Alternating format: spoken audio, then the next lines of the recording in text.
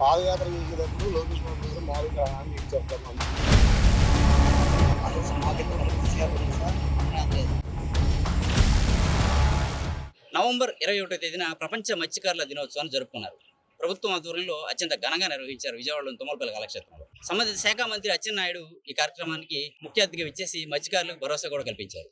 అయితే ప్రధానంగా మత్స్యకారులు ఇప్పుడు కోరుకునేది ఏంటి, మత్స్యకార భరోసా ఇవ్వండి. నదిలో వేటకి వెళ్ళినా, సముద్రంలో వేటకి వెళ్ళినా ఎవరైతే వేట మీద ఆధారపడి జీవిస్తున్న మత్స్యకారులు ఉన్నామో వారికి భరోసా కల్పించండి అని కోరుతున్నారు. అయితే మనం ప్రకాశం బ్యారేజ్ దగ్గర ఉన్న ప్రస్తుతం ప్రకాశం బ్యారేజ్ దగ్గర కృష్ణా నదిలో చేపల వేటమే ఆధారంగా జీవించేటువంటి మత్స్యకారులతో మాట్లాడి అసలు మత్స్యకార భరోసా అందుతుందా లేదా, మత్స్యకార భరోసాకి అప్పట్లో కూటమి ప్రభుత్వం ఎటువంటి హామీలు ఇచ్చింది, వారి మాటలోనే తెలుసుకుందాం. అన్న చెప్పండి, ఈ మత్స్యకార భరోసా అనే విషయంలో మీకు ఏమని హామీ ఇచ్చారు? మీరు ఇప్పుడు నదిలో చేపల వేటకి వెళ్తూ ఉంటారు ఇక్కడి నుంచి. మత్స్యకార భరోసా సముద్రంలో వేటకి వెళ్ళే వాళ్ళకి మాత్రమే గత ప్రభుత్వం ఇచ్చేది. అసలు మాకింతవరకు దిశగా పడింది సార్. అన్నీ అందలేదు. సముద్రం ఉండేది అందుతుంది. మాకింతవరకు ఏ ప్రభుత్వం కూడా తీసుకోలేదు మత్స్యకార భరోసా. మత్స్యకార భరోసా అనేది పడట్లేదు. వేట మేము ఆపుతున్నాం, అయినా మాకు పడట్లేదు.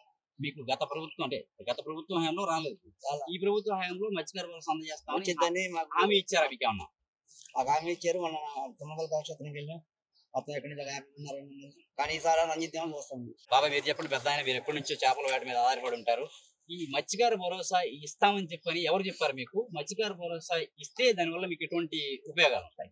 మత్స్యకార భరోసా గత ప్రభుత్వం కూడా రాలేదు. అయితే మేము కాగితాలు పెట్టుకున్నాం, రకరకాలుగా జరిగినాయి.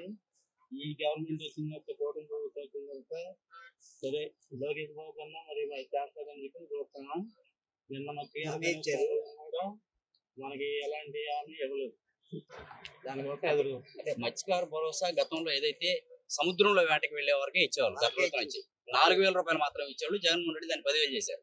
అదే చంద్రబాబు 20,000 ఇస్తానని హామీ ఇచ్చారు. మీరు నదుల్లో వేటకి వెళ్లే వాళ్ళు కూడా ఇవ్వండి అని చెప్పి మీరు విజ్ఞప్తి చేశారు. నదుల వేటకి వెళ్ళే వాళ్ళు కూడా ఏంటని చెప్పి మన కాగితాలు పెట్టుకుని ఆయన హామీ ఇస్తాం, ఎన్ని జరిగినాయి, ఏది పాదయాత్రకు అవి ఎదుర్కొస్తాం. అవి వస్తుంది అంతా సొసైటీ సభ్యులే సార్.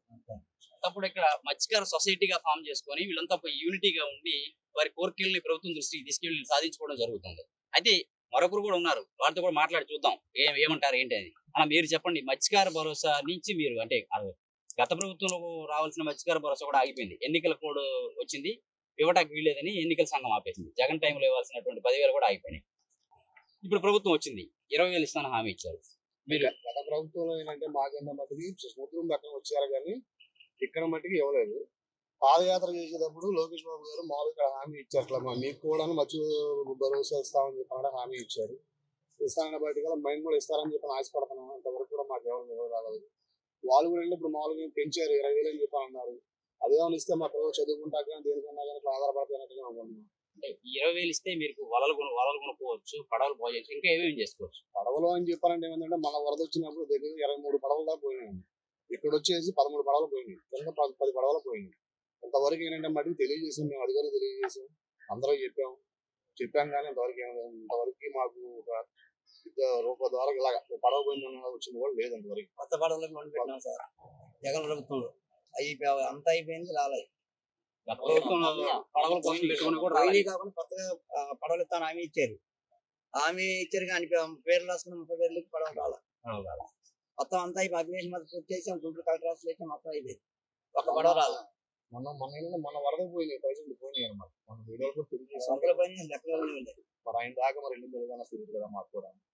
అయితే గత ప్రభుత్వ హయాంలో 1,23,000 మంది మత్స్యకారులకి 538 కోట్ల వరకు ఈ వేట నిషేధ సమయంలో అందించడం జరిగింది అనేది వైసీపీ ప్రభుత్వంలో ఉన్నటువంటి సమయంలో చెప్పినటువంటి మాట.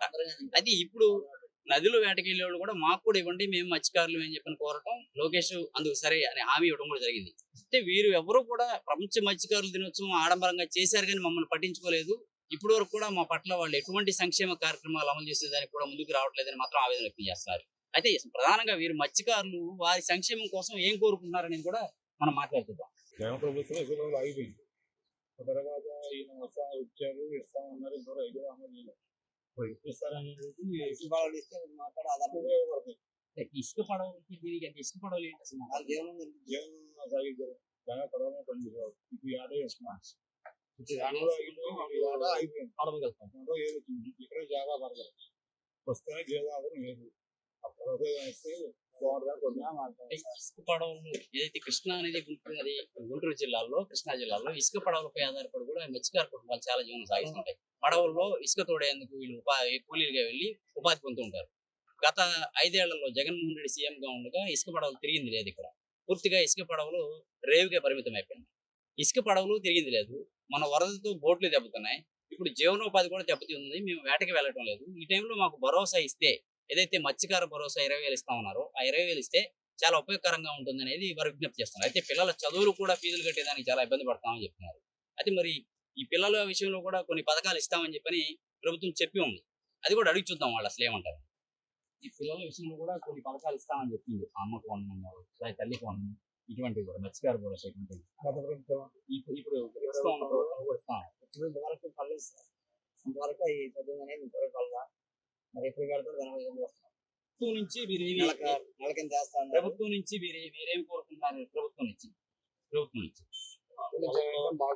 మాకు జీవనాధారం మామూలుగా మేము కష్టపడి కానీ ఆటకి కానీ ఏదన్నా మామూలుగా ఇప్పుడు మాకు వచ్చిన భరోసా ఏదన్నా మాకు చేసి పెడితే బాగుంటుందని చెప్పి మేము కోరుకుంటున్నాం. అట్లా మా పర్వాలు పోయింది.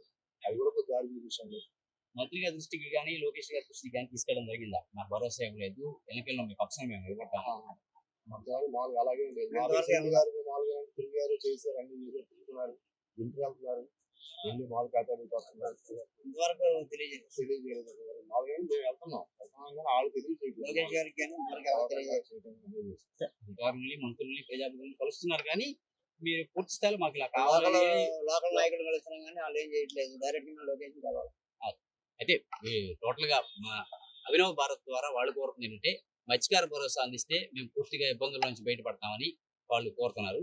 అయితే మరి ప్రభుత్వం ఏదైతే హామీ ఇచ్చి కూటమి ప్రభుత్వం అధికారంలోకి వచ్చిందో మత్స్యకార భరోసా 10,000 కాదు 20,000 అందజేస్తామని హామీ ఇచ్చి ఏదైతే అధికారంలోకి వచ్చిందో ఖచ్చితంగా ఆ హామీని అమలు చేసి తీవ్ర ఇబ్బందుల్లో ఉన్న మత్స్యకారులని ప్రభుత్వం ఆదుకుంటుందని చంద్రబాబు కూడా, ఎందుకంటే చంద్రబాబు నివాసం కూడా మత్స్యకారులు ఇప్పుడు ఎవరైతే మాట్లాడుతున్నారో కోతవీడి దూరం మనం మాట్లాడేటువంటి ప్రాంతానికి చంద్రబాబు నివాసం ఉండేటువంటి ప్రాంతం.